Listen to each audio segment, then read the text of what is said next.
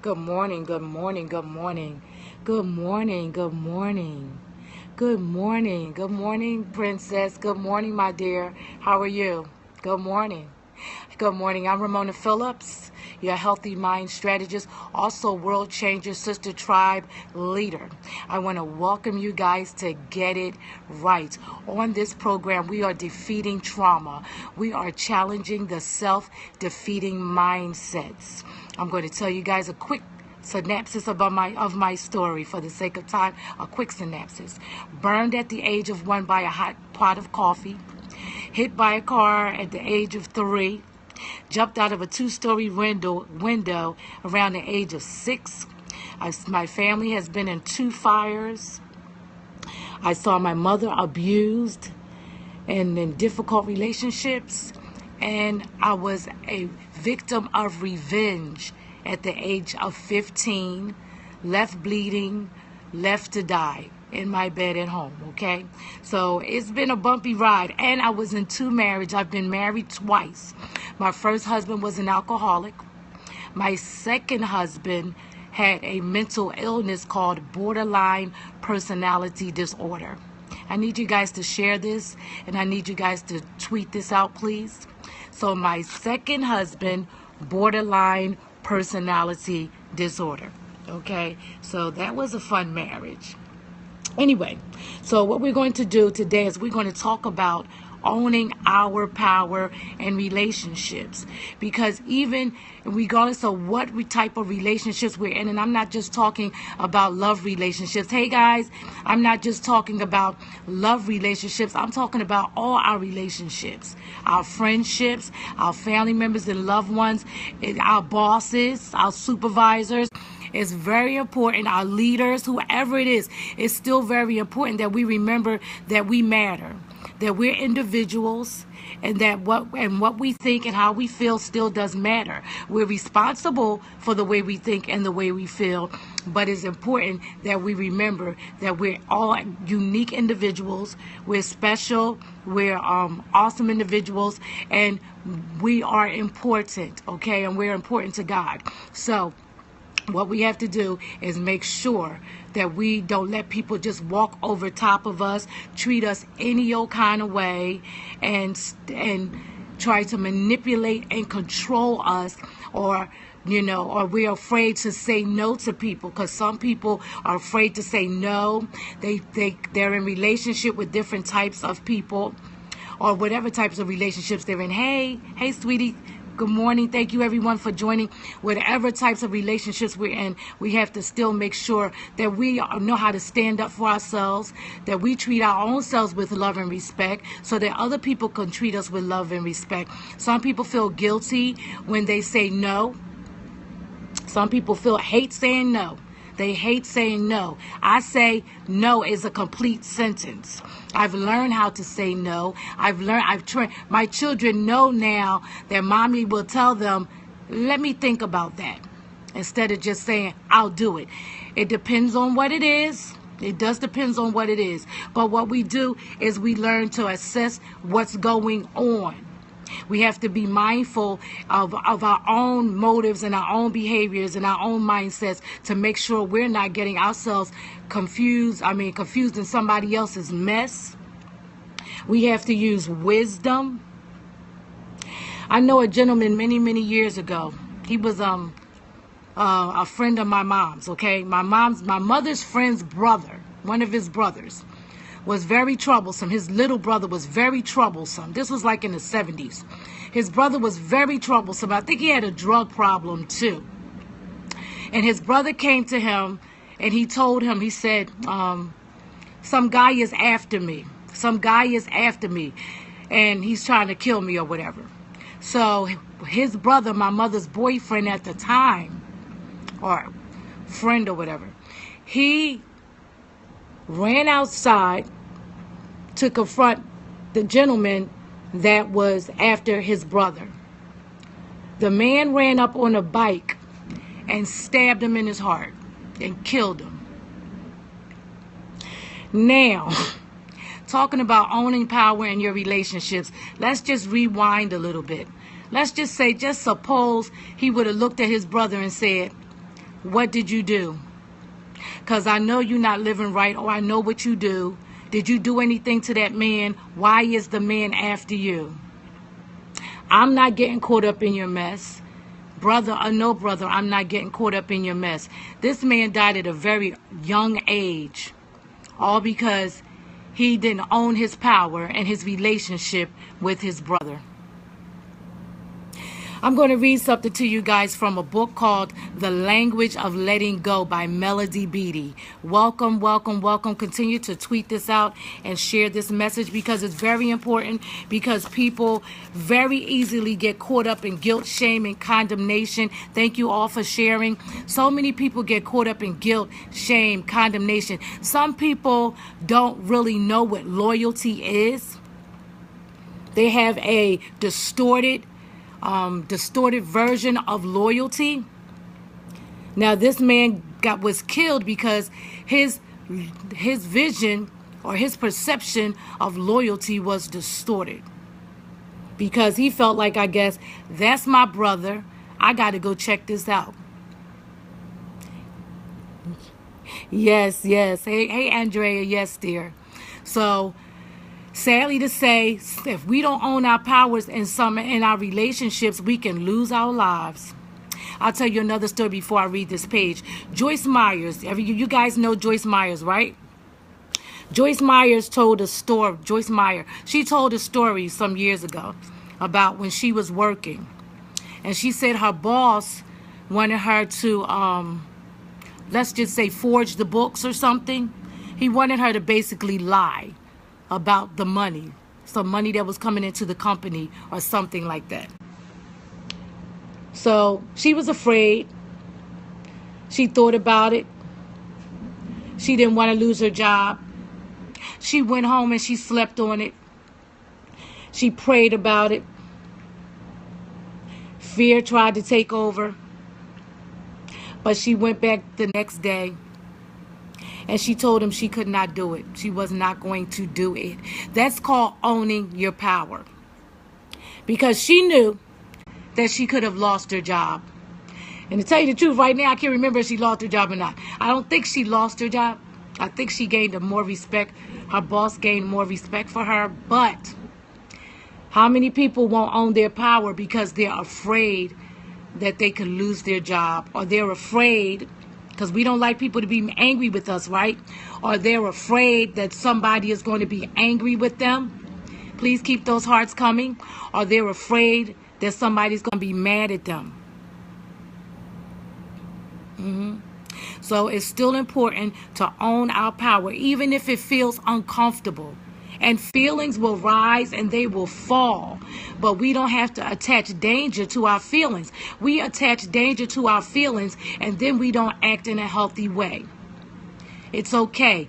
We have to accept the fact that things happen in life. And sometimes we have to stand up for ourselves. Even with our spouses. Or our significant others, right? We still have to stand up for ourselves and remember that it's not going to feel comfortable, because it kind of takes us out of the norm. You know, we want to feel good all the time, right? We want to feel good all the time, but that's not being realistic, okay? So I'm going to read a page to you from The Language of Letting Go by Melody Beattie. It's called Owning Our Power, okay? So just give me your attention. Give me your attention for a minute, okay? I'll put the book in front of me. Owning our relationships. So much of what I called my codependency is fear and panic, because I spent so much of my life feeling abused, trapped, and not knowing how to take care of myself in relationships. No matter how long we have been recovering or growing, how long we've been Christians, okay, no matter how long we've been pressing forward, pressing towards the mark, right? We may still tend to give up our power to others, whether they be authority figures, a new love. You know, we get in them new love relationships, we kind of lose our mind emotionally, right? Or a child, right? Now, how many of us give our power away to our children? instead of allowing them that time to grow on their own. Right, Andrea? Allowing them to go through some stuff so they can grow through it. So I've learned to tell my son, you got to grow through it, baby, but you're going to grow through it. Go through it and grow through it. That's my new motto with my kids, especially with my son. So anyway, when we do this, we experience the set of emotions, those feelings and thoughts we call the codependent crazies. I'm sure Joyce Myers was having some codependent crazies when she went home knowing that her boss wanted her to do something wrong. We may feel angry, we may feel guilty, we may feel afraid. Sometimes we may feel confused and obsessed. So we'll obsess about the situation over and over again. We may feel dependent and needy, or become overly controlling and rigid. And a lot of times we become controlling when we're fear. Whenever you feel when you see that you're behaving in a controlling manner, stop, take a look at yourself and see what's going on with you.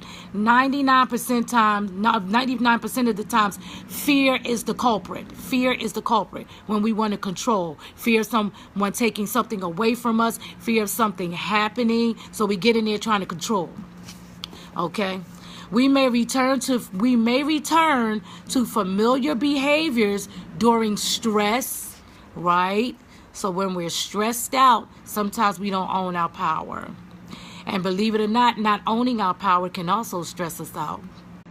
And for those of us who have codependency and adult children issues, relationships can mean stress. That's many of us who have grown up, and just, with a lot of craziness going on around us, dysfunctional stuff, alcoholism, maybe someone in the family was an alcoholic or drug addict, or just there's too much dysfunction was going on around you. Okay? So relationships can be kind of tough for us. We don't have to stay stuck in our codependency. We don't have to shame or blame ourselves, right? Or the other person for our condition. We simply need to remember to own our power. Right? Practice, practice, practice. We live in a dysfunctional world. We live in a world that's not safe anyway. So if you have a problem with that word codependency, if you check out the characteristics on codependency, I guarantee you're going to find some. You're going to find a few of them in there that you have acquired during your life experiences. Remember, on this program, we are defeating trauma and we're trying to get the mindsets right. So denial is not going to help, okay? Practice, practice, practice using your power to take care of yourself. No matter who you are dealing with, where you are or what you are doing, and no matter where you are or what you are doing, this is what recovery means. And we're all recovering, especially if you're a Christian. If you're a Christian, once you accept Jesus Christ as your Lord and Savior, guess what? It's time for the process of sanctification. Sanctification. So anyway, this does not mean we try to control others. It does not mean we become abrasive or abusive. It means we own our power to take care of ourselves. So if someone is challenging us, it doesn't give us permission to be rude to them. To be rude to them. Didn't I tell you I said? Didn't you hear this? What you don't, you know how we get. Then our little pride get in the way and impatience get in the way. Okay? But at the end of the day, we have to learn how to own our power. And we can say what we mean what we say, but we don't have to say it mean. We don't have to say it mean. Okay? The thought of doing this may generate fears, right? Remember I told you it feels uncomfortable. That's normal. It's normal, right? I told you guys that. That's normal. Feelings are going to come up because some things come up that's uncomfortable for us, right? That's right. Take care of yourself anyway. Take care of yourself anyway. The answers and the power to do that are within you now. The answers and the power to do that are within you now. So you may be in some situation and you know that you're being challenged in an area of your life and you need to own your power. Own your power. It's normal to feel uncomfortable, but still own your power. Okay, because if you don't own your power and you know that you were supposed to own your power, then you're going to feel depressed. You're going to be stuck in fear. You're going to be stuck in confusion. You're going to keep obsessing about the situation. You're going to keep reliving it over and over and over and over again in your mind. You're going to keep reliving it in your mind because you know that's right, you will be frustrated because you know that you could have handled the situation differently and you could have owned your power, right? So start today. Start where you are. Start by taking care of who you are at the present moment. In the present moment, take care of yourself in this moment. All we have is this moment, and then we're blessed with another moment, right? To the best of your ability. Take care of yourself to the best of your ability. Owning your power may not be, you may not do it perfectly, right? Sometimes we're not all confident about owning our power. That takes practice. But we're still responsible for taking care of ourselves. Somebody tell you to rob a bank that you know, that you love, that you respect, and all of a sudden they tell you they're going to do something crazy. It doesn't mean that we run off and do it because we don't want them to be angry with us or whatever. So we own our power, especially in all of our relationships. It's important to own our power. Today I will focus on owning my power to take care of myself. I will not let fears, or a false sense of shame and guilt stop me from taking care of myself. Now, how many of us experience guilt, shame, and condemnation? We experience guilt, shame, and condemnation. Thank you. Hashtag no fear, Andrea. How many of us experience guilt, shame, and condemnation when we tell somebody no, or we stand up for ourselves because we don't want to upset our significant others, or we don't want to upset our boss, we don't want to upset our children? Sometimes we know we should say no to that child about a particular situation or thing, and we turn around and say yes, and we feel guilty, right? Or we say no, trying to own our power, and we feel guilty, right? We turn around, we say no, and we say no, and then we're feeling guilty the whole time. Maybe I should have helped. Maybe I should have did this. Maybe I should have went there. Maybe a friend. Here you go. How many friends? I will not let fears or a false sense of shame, that's right, control me.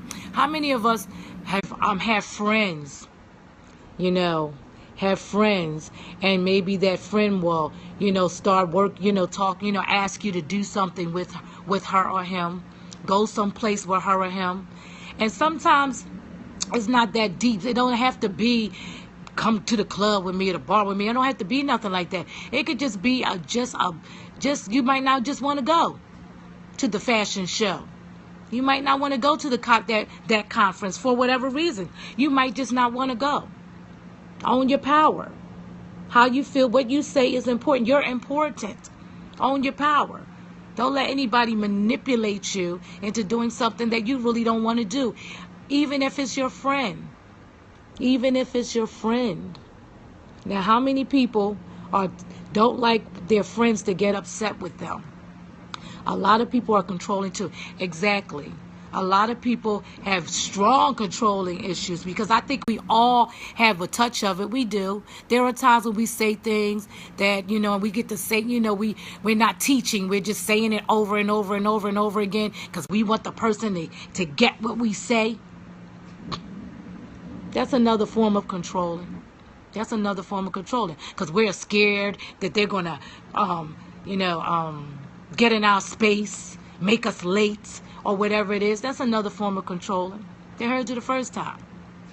So the bottom line is we all have some of these behaviors, but some people are very, very, very controlling.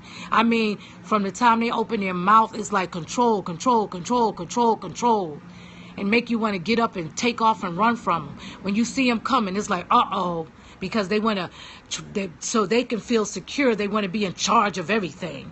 They want to tell everybody what to do. You got to do it my way. Unless something's wrong with you. And how come you didn't get that done yet? Do it this way. Let me do it. Not respect. So it's important that we own our power with people, especially people that are very controlling, very manipulative, saying things to try to make you feel guilty, saying things to try to make you feel ashamed, saying things to try to take your no away from you. Yep. We have to own our power. We have to be mindful. We have to still check ourselves and make sure we're not changing our schedules and things like that just because we're afraid to speak up for ourselves. There's a balance in everything. We just have to check it out. Sometimes we should say yes. Sometimes we should say no. Sometimes we should say, you know what, I don't think I can do it this time. Or that's not going to work for me. Or that time is not going to work for me. This time works better for me. Oh, I can't make it. I do apologize. Own your power. Own your power.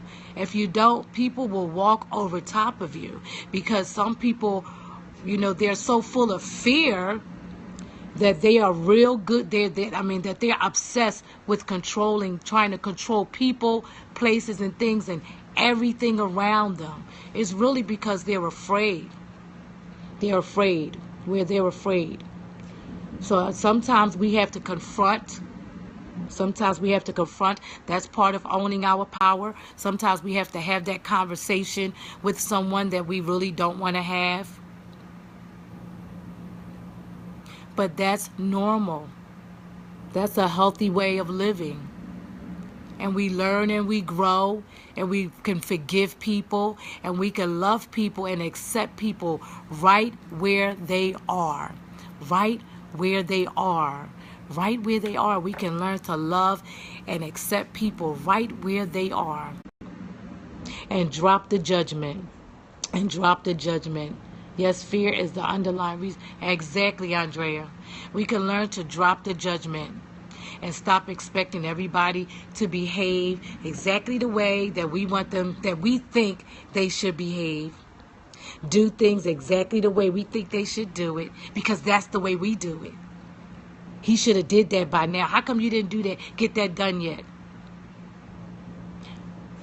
Allow people to be where they are. Grow where they are. Let's learn to love people where they are. Accept them where they are. Help them as they need help and assistance. Support and not condemn. Support and not criticize. Support and not criticize. That's right. And being critical and judgmental. Because when we do that, we hurt people. And then we expect them to come back to us for help and support. And what happens is people start moonwalking out your life. They start moonwalking. It's like, I can't, I don't like that person's energy. So what we have to do is be mindful of self-leadership, be mindful of assessing our own thoughts and our own behaviors and our own attitudes. Especially those of us who are leaders, especially those of us who knows that we are influencers. It is crucial to know that people are watching us and they're making sure we're doing the work. Everything that I'm teaching you guys, I've done the work, and I still have to do the work. Because sometimes those feelings still come up when my son wants a favor, or he needs a rock, he got his own car, but he might need a favor or something. And I have to know when to say yes or no. I'm busy right now. The other day, he forgot his lunch. My son is 23, so he's still my brat. He's the youngest, right? And I must admit, I still kind of spoil him. So he texts me from work and says basically he forgot his lunch. Now, there was a time when I go take him lunch, but I'm like, I ain't doing it. I let him know. You have to start remembering to bring your lunch. You need to go to the store, get certain things in place, get you a lunch bag if you don't have a lunch bag, and you have to start taking your lunch. Because especially when you work that shift where you don't get off until 10 o'clock at night, baby, you need to bring your lunch. So guess what? I'm not coming. So you better get a candy bar, try to get a candy bar or something until you can get out of there, get a break or something. So remember, we don't want people that we love to go through certain things. And I know he was going through it for a little bit. You know what I mean? Because like, Mom, I'm hungry. You gonna be all right. You'll get, ask one of your coworkers, get some change and if you don't have the money, or if you ask your boss, can you take a break, whatever. But he has to, that's why, be teachable. I always tell everybody, be teachable. We have to be teachable. We're not victims anymore. What we have to do is be teachable. I don't care how old we are, we have to be teachable. I remember growing up, because that's the atmosphere I grew up in, where people always talked about, I'm grown, I'm grown, I'm grown, I'm grown. Well, the way I see it is, if you got to keep making a public announcement about being grown, or if you got to keep making a public announcement about, I'm a man, I'm a man, I'm a man, you still got a whole lot of work to do. Because when you know who you are, you don't have to keep making a public announcement about it. Now, I'm talking about, that kind of stuff when people be, I'm a man, but I'm a man, trying to justify something that they know that they're doing wrong. I'm a grown woman. You don't tell me to. Maybe that's just an opportunity for that individual to learn something. There's a lesson there. So we're always supposed to be teachable. God is always trying to teach us something. Always. Every day we're supposed to wake up being teachable. You know why? Because we're living. We go through certain experiences in life. So what's the lesson in this? And when we start looking for the lessons, then we realize, hey, I'm not a victim. Life happens, and I have some things to learn. And it's an opportunity to grow. We do not grow when we don't go through something. So remember, I told you guys, we are lifetime students. That's right, Andrea.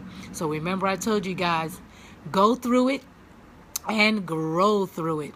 There's always a lesson, and it's an opportunity to practice our faith. Like my pastor says something like, if we don't go through something, how do we get the opportunity to practice faith? How do we get the opportunity to trust God if everything is just going perfectly and smooth? Life every day is an opportunity for growth. Yep. And none of us would be where we are today. We may not be where we really want to be. Go through it. That's right, sweetie. So true. Many of us, we have to go through it. We have to grow through it, whatever it is. Many of us wouldn't be here today, wherever we are, right? Because we're not where we want to be, completely where we want to be, but God is not through with us yet. But if we really take a close look, we're not where we used to be. If we're growing, we're not where we used to be. Like, we should not still have exactly the same mindset we had 3, 4, 5 years ago. People, when you meet them, you realize it's been 20 years and they sound exactly the same. That's because they weren't teachable. They weren't teachable. My ex-boyfriend was like that when I was like 19 years old. He was 26. And he used to say, it's my way, it's God's way, and it's the highway, or something like that. But the bottom line is, when the last time I heard from him, whatever, he sounds the same. So we have to, pride is a terrible thing, because pride gets in the way. It stunts our growth. Sad, so sad. And I'm 55. He was 7 years older than me. Okay? So pride is a terrible thing, because it blocks our growth. Okay? So once again, and that's a relationship I had to own my power in. And after 7 years, I left that relationship. Okay? So some of you, before I wrap it up, are in relationships that you need to come out of those relationships. Own your power. Own your power. You're going to be all right. Yeah, you might have a little setback. I had to live with my brother for 1.5 years, but guess what? I'm so glad I left, and that was a long time ago. Almost 30 years ago. Almost 30 years ago. So, you know who you are. God is saying that relationship is not healthy. You need to come out. You refuse to come out. Own your power. Own your power. God loves you so much. God is with you. He'll help you get through it. Whatever it is, just be teachable. Learn the lessons. Like my pastor says, if it's not wasted time if you're willing to learn the lessons. Okay. My name is Ramona Phillips. I'm your Healthy Mind Strategist, World Changer, Sister Tribe Leader. Thank you for joining me on Get It Right. Don't forget to go to bit.ly/join Sister Tribe now. I'll talk to you guys later. I'll be back next Wednesday, 9 a.m. Central Time, 10 a.m. Eastern Standard Time. Thank you all for joining. Talk to you later. God bless. Bye-bye now.